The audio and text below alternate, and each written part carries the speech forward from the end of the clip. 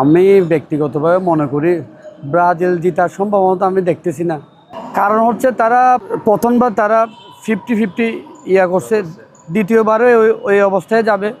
আগামীকাল Brazil versus Haiti ম্যাচে আমরা ইনশাল্লাহ ব্রাজিল 5-0 গোলে বিজয় লাভ করব।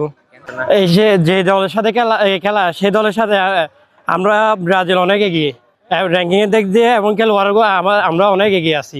মরক্কো হচ্ছে আপনার 6 আর 7-এর মধ্যে খেলা হয়েছে, দুইটাই আপনার একই মানে খেলোয়াড়, সেম টিম।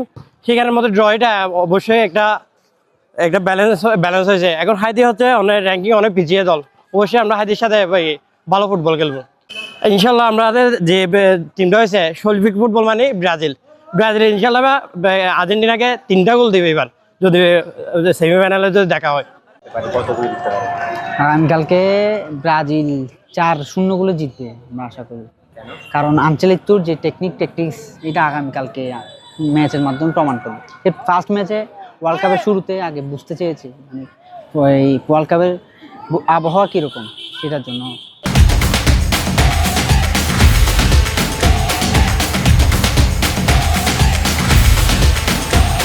মরক্কোর সাথে আসলে যেভাবে খেলছে সেটা সবার মুখোমুখি, মরক্কোর সাথে আসলে ব্রাজিলের সেই শৈল্পিক খেলাটা দেখাতে পারেনি।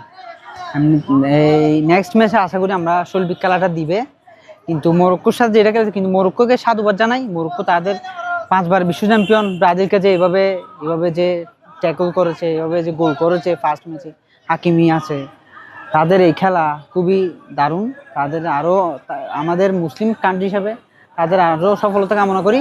তবে ব্রাজিল টেকটিক্স মরক্কোর সাথে দেখাতে পারেনি, হাইতির সাথে দেখাবে। ব্রাজিল জেতার সম্ভাবনা আছে দুর্বল একটা টিমের সাথে খেলা যখন।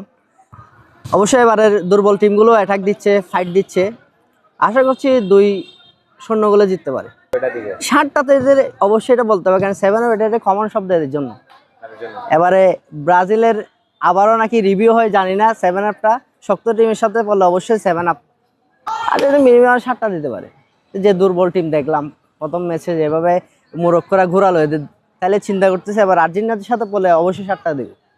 আগামীকালকের ম্যাচটা কিন্তু খুব গুরুত্বপূর্ণ ম্যাচ ব্রাজিলের জন্য, যেহেতু গত ম্যাচে 1-1 গোলে ড্র করছিল মরক্কোর সাথে। আশা করি সামনে যে ম্যাচটা আছে হাইতি আগামীকাল সকালে 3-0 করবে আর কি, ড্র হবে না। মরক্কো অনেক ভালো টিম, আগের চেয়ে অনেক ইমপ্রুভ হয়েছে। এটা এদের ব্যাকগ্রাউন্ড খুব ভালো ছিল, কিন্তু এরা যেটা খেলছে খুব ভালো খেলছে ব্রাজিলের সাথে। এখন হাইতির সাথে যেটা আছে সেটা ব্রাজিলের সাথে পেরে উঠতে খুব কষ্ট হবে, যেহেতু এরা নতুন টিম।